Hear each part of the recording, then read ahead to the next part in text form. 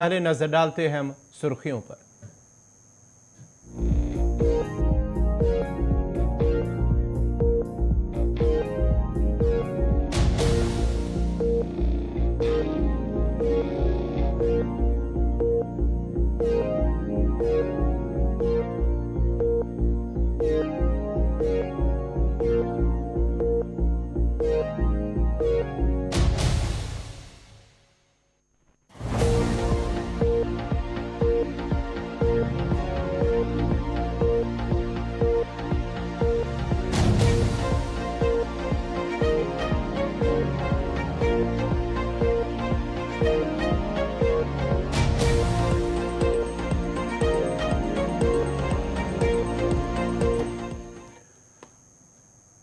और अब पेश है खबरों की तफसील। दिल्ली में आज हिंदुस्तान आलमी रहनुमाओं की मौजूदगी में 18वें G20 सरबराही इजलास की मेजबानी कर रहा है। इस समिट में 30 से ज्यादा सरबराह ममलिकत और यूरोपीय यूनियन के आला हुक्काम और 14 बैनुल अक़वामी तंजीमों के सरबराहान शिरकत कर रहे हैं।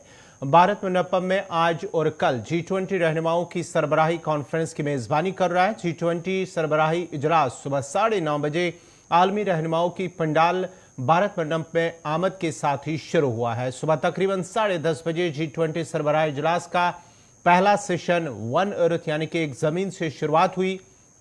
G20 सरबराह इजलास में सेशन के दौरान वन अर्थ बहस के अहम मौज़ूआत में से एक है। खासतौर पर इस साल के सरबराह इजलास का थीम एक जमीन, एक खानदान, एक मुस्तकबिल है। एक कदीम संस्कृत मथन महा उपनिषद से लिया गया है, जिसके पहले सेशन में लंच के बाद दोपहर 3 बजे दूसरे सेशन का आगाज होगा। सरबराह इजलास के एक हिस्से के तौर पर तकरीबन 7 बजे सदर जमहूरिया हिंद द्रौपदी मुर्मू की जानिब से एक इशाइया दिया जाएगा। इस इशाइया में G20 सरबराह इजलास के मेहमानों के अलावा काबिनी वुज़रा और मुल्क के कुछ साबिक सीनियर रहनुमा भी शिरकत करेंगे। दिल्ली में होने वाली सरबराह इजलास में अमरीकी सदर जो बाइडन, बरतानवी वज़ीर आज़म ऋषि सुनक, सऊदी वली अहद मोहम्मद बिन सलमान, कनाडा के वज़ीर आज़म जस्टिन ट्रूडेउ और जापानी वज़ीर आज़म फोमियो किशिदा मौजूद है। काबिल जिक्र है कि चीनी सदर शी जिनपिंग और रूसी सदर व्लादिमीर पुतिन इस इजलास में शिरकत नहीं कर रहे। ताहम सरबराह इजलास में चीन की नुमाइंदगी ली कीचियांग कर रहे हैं और रूस की नुमाइंदगी रूसी वज़ीर खारजा सरगई लारोव कर रहे हैं। यह पहला मौका है जब भारत G20 सरबराह इजलास की मेजबानी कर रहा है। हिंदुस्तान की रिवायत और ताकत को दिखाने के लिए वसी पैमाने पर तैयारियां जारी है। हिंदुस्तान का मकसद अफ्रीकी यूनियन को G20 के रुकन के तौर पर शामिल करना और चोटी कॉन्फ्रेंस में यूक्रेन की जंग से मुतल्लिक मुश्तरका बयान से मुतल्लिक इख्तिलाफात को दूर करना है। और आज के G20 सरबराह इजलास की शुरुआत वजीर आज़म मोदी ने अपने खिताब से भी किया। कार्यवाही शुरू करने से पहले हम सभी की ओर से कुछ देर पहले मोरक्को में आए भूकंप से प्रभावित लोगों के प्रति मैं अपनी हार्दिक संवेदना प्रकट करना चाहता हूं। हम प्रार्थना करते हैं कि सभी इंजर्ड लोग शीघ्र स्वस्थ हो। इस कठिन समय में पूरा विश्व समुदाय मोरक्को के साथ है और हम उन्हें हर संभव सहायता पहुंचाने के लिए तैयार हैं।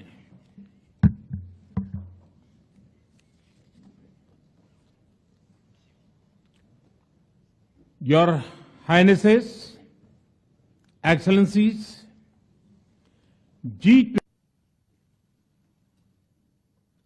आप सबकी सहमति से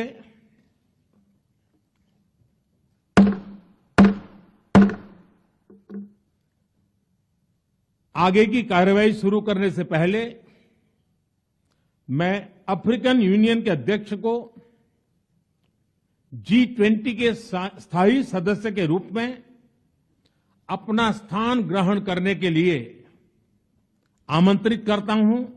G20 के प्रेसिडेंट के तौर पर भारत पूरी दुनिया का आह्वान करता है कि हम मिलकर सबसे पहले इस ग्लोबल ट्रस्ट डेफिसिट को एक विश्वास, एक भरोसे में बदलें। यह हम सभी के साथ मिलकर चलने का समय है और इसलिए सबका साथ, सबका विकास, सबका विश्वास, सबका प्रयास का मंत्र हम सभी के लिए एक पथ प्रदर्शक बन सकता है। वैश्विक अर्थव्यवस्था में उथल-पुथल हो, नॉर्थ और साउथ का डिवाइड हो, ईस्ट और वेस्ट की दूरी हो, फूड, फ्यूल और फर्टिलाइजर का मैनेजमेंट हो, टेररिज्म और साइबर सिक्योरिटी हो, हेल्थ, एनर्जी और वाटर सिक्योरिटी हो, वर्तमान के साथ ही आने वाली पीढ़ियों के लिए हमें इन चुनौतियों के ठोस समाधान की तरफ बढ़ना ही होगा।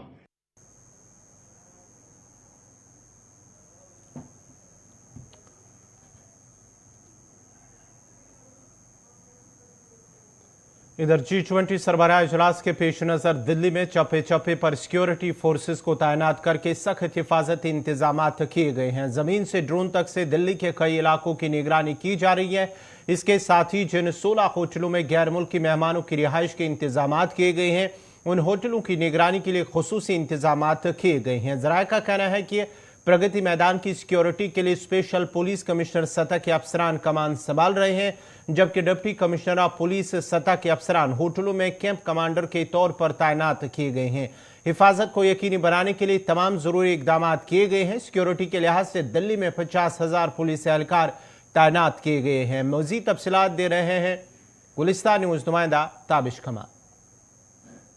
कि आज औपचारिक शुरुआत हो गई है और प्रधानमंत्री नरेंद्र मोदी के संबोधन से शुरुआत के बाद दिल्ली में जगह जगह सुरक्षा व्यवस्था, चप्पे चप्पे पर पुलिस, सीआरपीएफ, सीआईएसएफ और तमाम जो पुलिस की सुरक्षा एजेंसियां हैं उनको मुस्तैद किया गया है। दिल्ली के अलग अलग इलाकों की तस्वीरें हम आपको दिखाएंगे और बताएंगे कि किस तरह से तमाम जो सुरक्षा एजेंसियां हैं वो अलर्ट मोड पर नजर आ रही है।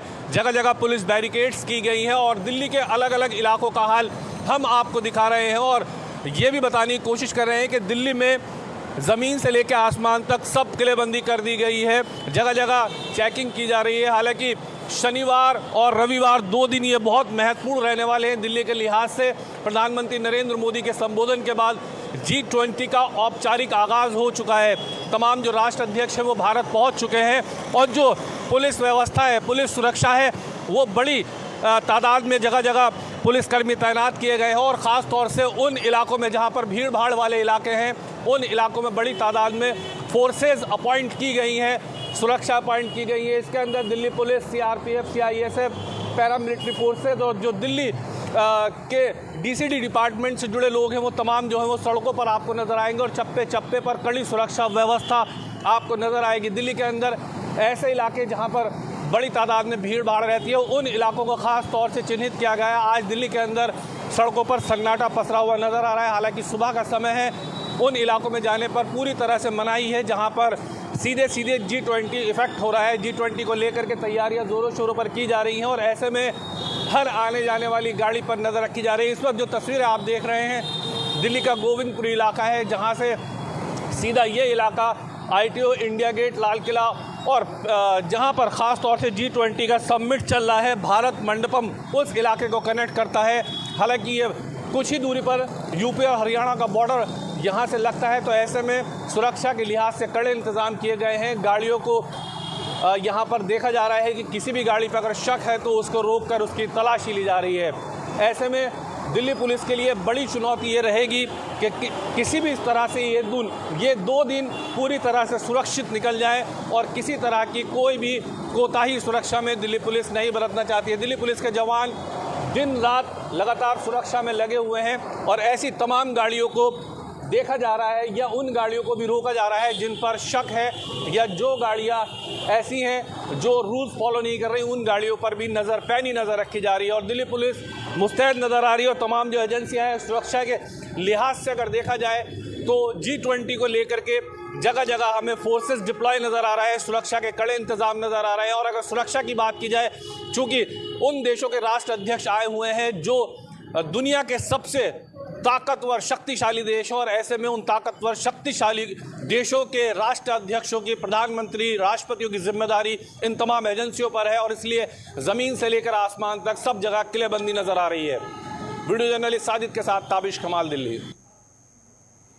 जनूबी जिला कुलगाम के चवलगाम इलाके में आग की होलनाक वारदात में एक शामिल नजर आतश हुई है। अब्दुल रशीद शेख नामी शख्स के शामिल में आज सुबह अचानक आग नमूदार हुई, जिसने देखते ही देखते पूरी मिल को अपनी लपेट में ले लिया। इस मौके पर अगरचे फायर सर्विस अमले और मकामी लोगों ने आग पर काबू पा लिया और मजीद फैलने से आग को रोका। ताहम आग की इस वारदात में मिल के अंदर मौजूद इमारती लकड़ी और दीगर मशीनरी पूरी तरह से खाकिस्तार हुई, जिस दौरान लाखों रुपए का नुकसान हुआ है। मिल के मालिक ने इंतजामिया से अब इमदाद की अपील की है।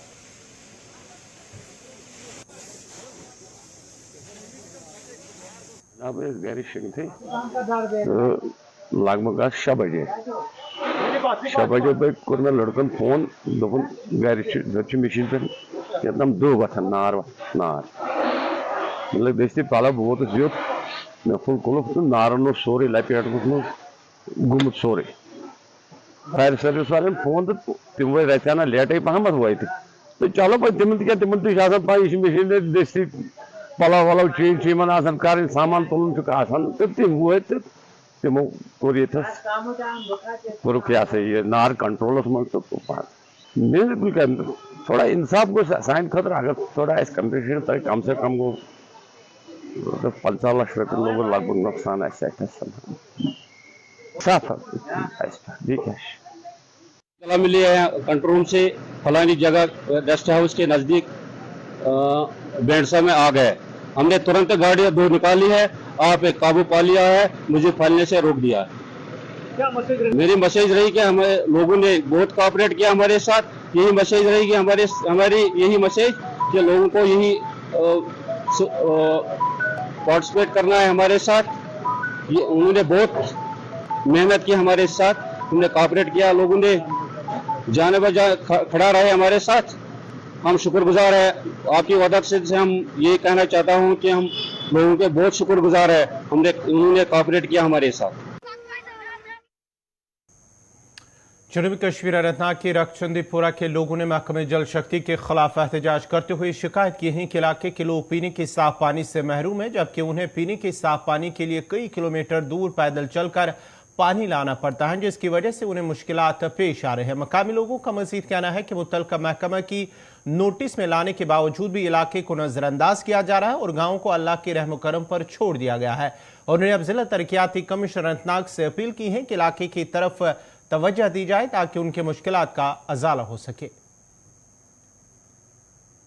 तकरीबन 20 वरी सफर तुलन तो हावो तुम मौका पाइप चवन कोल हुंद आब कोल मज पाइप लाजम यम सात रूद पेवान सह गंदगी सलम तक कोल मज चवन तम सा गंदगी बहुत गुजारिश कर अगर नवगामस वात पाइप हतनूरिस वात पाइप चंद्री गाम वात पाइप त्रिक मजस सोन गाम वन फी दह हे तुम स्कीम तुम स्कीम अगर ये वन जल शक्ति वो जल शक्ति कहाँ है मुझे बताओ। अगर ये रोज बोलता है न्यूज में बोलता है जल शक्ति है मगर हमको यहाँ बोर्ड लगे हैं जल शक्ति मगर हम दिखाई नहीं देता जल शक्ति कहाँ है और कहाँ है हमें बताओ। अगर पानी है इधर वो आप सामना करो देखो उधर आप चाहते हैं हम थोड़ा मतलब इंसाफ हमको क्या पानी नहीं है आपको हम दिखाएंगे अभी पानी क्या पीता हम क्यों वो दूर रखचंदी पोरा कहें आब गंद आब वसान 10 दह नलकम गुरुट आब यह आब कलाब वसान गोस आब रोजन साफ आब टंकी हुंद आब। नाव निसार अहमद पाला बहुत रखचंदी पोरा रोजान यह रखचंदी पोरा यह 4 पतियन पे मुश्तमिल 4 महल गई लगातार तकरीबन 30-35 वरी कर बिल्कुल इग्नोर चूंकि AWC नोटिस मज गई अमकिस DS तम तुम सिलीगाम तंत्रे स्कीम सत लग कहीं। फिर 2-3 बार मैंने AWO को कन्फर्म किया था, उसने बोला चंद्री गांव का स्कीम है वो भी नहीं है। अगर जो हमारे पड़ोसी यहाँ पर गाँव हैं चाहे नौगाम है मजी गांव है वहाँ जनशक्ति स्कीम लागू हो गई है। बिना सिर्फ यहाँ के जो रक्षिंदी पोरा है वो इग्नोर हुआ है। हम आपकी वसादत से LG सेना या दफ्तर में पहुंचाना चाहते हैं कि हमारे साथ इंसाफ करो। सुंबल बांडीपुरा के इंदरकूट गांव में PMAY स्कीम के मुस्तहिक ने town planning organisation Jammu Kashmir के खिलाफ एहतजाज करते हुए उन पर पिछले 7 महीनों से इमारत की इजाजत के इनेकाद और ताखीर का इल्जाम लगाया।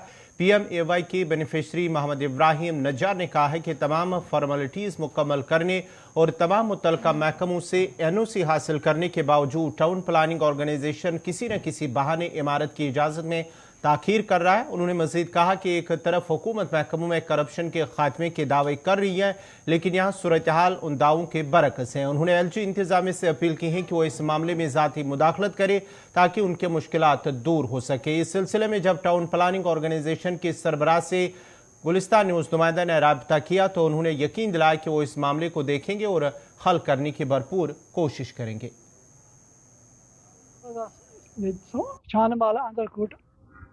नाव मोहम्मद इब्राहिम मे 4 NOC आमज सड़क वाले तहसीलदार साहब सड़क पावर वाले आब वाले ना दिवान कहीं तम गई टावन वाले तम ना दिवान कहीं तम यह कोर तमो ना गो वरी पकड़ साहब सह ओतर वसे नख योर वसे नजर सह तो पे क्या दिस तम कहीं दवा केस त्रोमुत मुश्किल कमरा तथ बोर तक तालब तह घास थवान तथ पे। कि पिछले 6 महीनों से यहाँ पे एक बेनिफिशियरी जिसका नाम है मोहम्मद इब्राहिम नजार, वो सफर कर रहा है, जिसको ऑलरेडी 4 NOC मिली गई है, चाहे तहसीलदार साहब की NOC उसके पास है, RNB की है, PDD की है और PHE की है।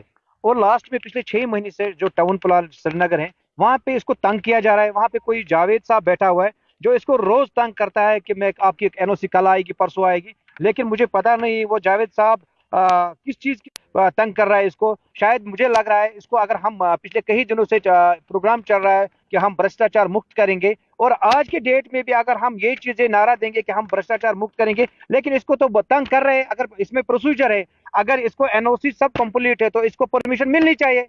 तो जावेद वहां बैठा है, कोई वो जबरदस्त तंग कर रहा है। सरकार ने कोई प्लान रखा है, सरकार ने कोई प्रोविजन रखा है कि कैसे NOC मिलेगी, इसको तो सब NOC मिली है, तो टाउन प्लान इसको क्यों तंग कर रहा है। मेरी गुजारिश रहेगी लेफ्टिनेंट गवर्नर साहब से और खासकर डायरेक्टर लोकल बॉडीज से कि इसका जो NOC का मसला है इसको ये हल होना चाहिए। और ऑलरेडी ये बहुत ही गरीब है और इसका जो वालिद साहब है वो भी पैरालाइज है, उसको रिसेंटली उसको स्ट्रोक भी आया है और ये भी अभी शेड में रह रहा है, इसको तंग कर रहे हैं। देखिए वो गवर्नमेंट ने जो ऑर्डर किया, जिसके पास जो लैंडलेस है, जिसके पास जमीन है, जो PM आए हुए जुमरे में आए, ये उसमें भी आया।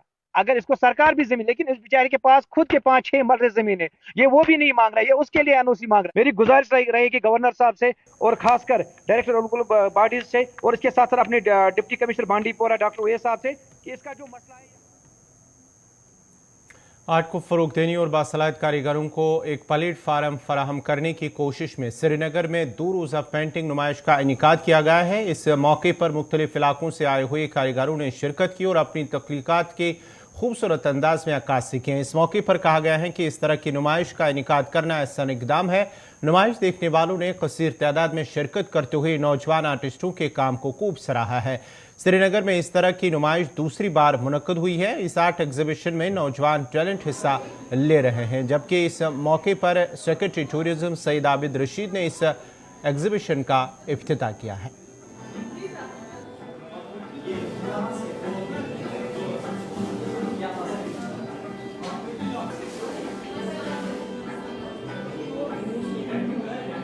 यहाँ पर हम एक पेंटिंग एग्जीबिशन कर रहे हैं, कुछ आर्टिस्ट मिलजुल के कर रहे हैं। हम 6-7 आर्टिस्ट हैं, जैसे शाजिया जी हैं, इफ्तिकार जी हैं, उरफान जी हैं और Sabri Rahila, yes, and all are professional in their respective fields, like they are doctors, they are bankers, they are engineers, they are into teaching, और डिफरेंट प्रोफेशन के लोग होते हुए भी they are following the same passion. तो हमारा जो basic motive है वो ये है कि हम we should keep our passion alive और अपने जो भी हमारी हॉबी है हम उसके ऊपर काम करते रहें।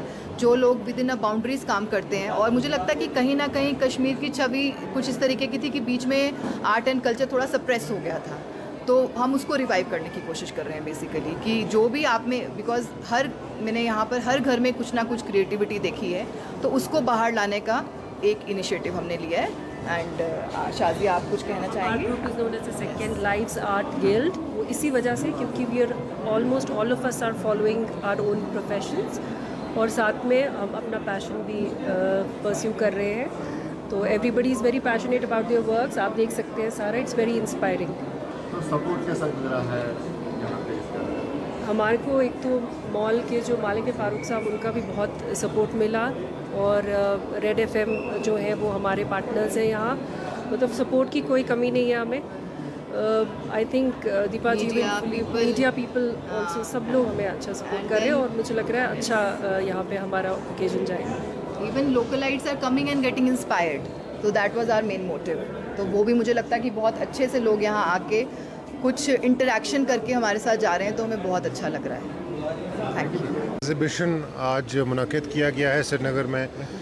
It is a wonderful opportunity for all budding artists, and as I learned from Deepa ji and all the other wonderful colleagues who have been here, there's a lot of history in Jammu and Kashmir. मैं बार-बार कहता हूँ कि the history of India is not 75 years. We are a civilizational state. We are almost recorded history 4000 साल की है हमारी Jammu India में। Likewise, जो सिटी में हम हैं श्रीनगर में, ये this is the second oldest city in our country after Kashi. So therefore our recorded history is somewhere around 3500 to 4000 years. उसमें आर्ट का बहुत इम्पोर्टेंट कलीदी रोल रहा है. It's been one of the monumental pinning glories of the culture of Jammu and Kashmir, both in Jammu. So if you talk about art, you cannot forget Basoli painting, which is world famous. If you talk about art and artists, you cannot forget about the artists of Jammu as well as Kashmir.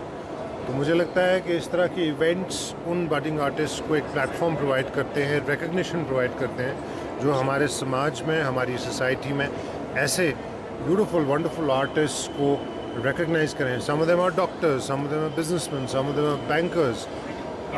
So therefore this is a great coming together of all these bright minds.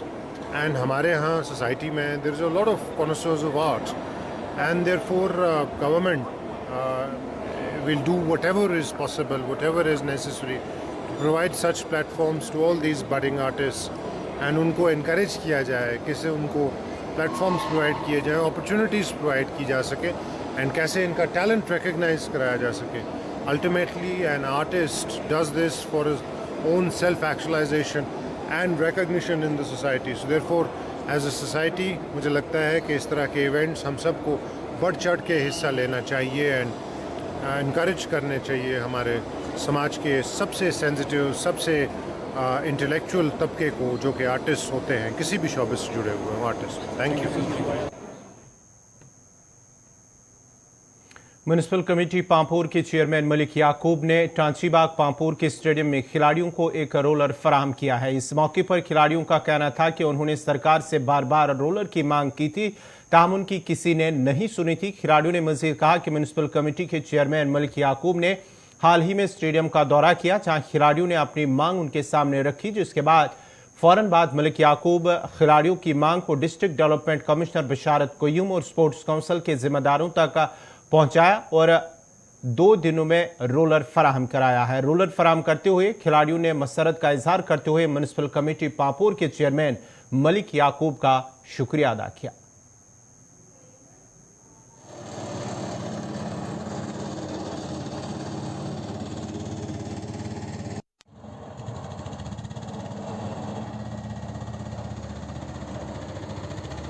तो हमारी demand तो ये pitch roller की थी. पिछले मेरे ख्याल से 5-8 साल से हम घूमते रहे, हर एक लीडर के पास गए, हर एक ने बोला लाएंगे, वो करेंगे, ये करेंगे, लेकिन किसी ने कुछ नहीं किया. कोई कहता था पहले हम एक यहाँ पे इनाग्रेट करेंगे एक टूर्नामेंट, उसके बाद आपको देंगे, लेकिन किसी ने नहीं दिया। तो आज मैं बहुत ज़्यादा शुक्रगुजार हूँ मलिक मोहम्मद याकूब साहब का, जिसने हमें एक दिन में ये रोलर प्रोवाइड कराया यहाँ पे। तो बहुत ज़्यादा शुक्रगुजार है हमके, और बहुत खुशी मिली हमें। तो इसके बाद हमें इसमें फ्लड लाइट्स की ज़रूरत है, और इसमें फिलिंग की ज़रूरत है, और हमें इसमें अब टर्फ बनानी है, विकेट बनाना है। ये मैट हमें नहीं खेलना, इसके बदले हमें ये विकेट बनानी है यहाँ पे। और यहाँ पे हमें ये फेंसिंग चाहिए, फेंसिंग और सीटिंग अरेंजमेंट, ये हमारी दूसरी हमारी ये डिमांड है। इजबाग ग्राउंड में आया था जो हमारा स्टेडियम है यहाँ पे डिस्ट्रिक्ट पुलवामा, सैफरान के लिहाज से हमारा जो टाउन है पामपुर बहुत मशहूर है। और जब इन बच्चों ने मेरे को दावत दी थी यहाँ पे, परसों जो टूर्नामेंट हुआ था उसमें जो प्राइज़ वगैरह हमने एज चीफ गेस्ट में देने थे, तो उस सिलसिले में यहाँ आया। तो इन्होंने एक डिमांड की थी मुझे उस समय कि हमें यहाँ पर रोलर नहीं है ग्राउंड में। आप देख सकते हैं कि रोलर मैंने सिर्फ इनको 2 दिन में हमने प्रोवाइड कर दिया, और अभी रोलर से काम नहीं चलेगा, हमें बहुत कुछ करना है इन बच्चों के लिए। अगर हमने इन बच्चों को ड्रग से दूर रखना है, अगर हमने पत्थरबाजी से दूर रखना है, अगर हमने बच्चों को सही रास्ता दिखाना है, तो हमने बच्चों को सारे जो फैसिलिटीज़ हैं वो प्रोवाइड करने पड़ेंगे। और मैंने इन बच्चों को वादा किया है, हम इस ग्राउंड में फ्लड लाइट्स में लगवा दूंगा, इसको फेंसिंग करा देंगे, इसको हम टर्फ नहीं बना देंगे, और इसमें जितने भी आपको सुविधा चाहिए मेरी तरफ से, गवर्नमेंट की तरफ से, इंशाल्लाह हम वो पूरा करेंगे। और बच्चों को मैं आपके सामने वादा करता हूँ, मेरे साथ ये सारे खिलाड़ी हैं पामपुर के। और लेकिन मैं इसके अलावा अपने डिप्टी कमिश्नर पुलवामा बशारत साहब का बहुत शुक्रगुजार हूँ कि जो ही मैंने उनको फ़ोन किया, सर हमें बहुत अशद ज़रूरत है रोलर की, और उसे तुरंत। नाजरीन, इसी के साथ ही उर्दू खबरनामा इख्तिताम पजीर हुआ चाहता है। अपने मेज़बान गौहर कुछी को इजाज़त दीजिए। अल्लाह हाफिज़।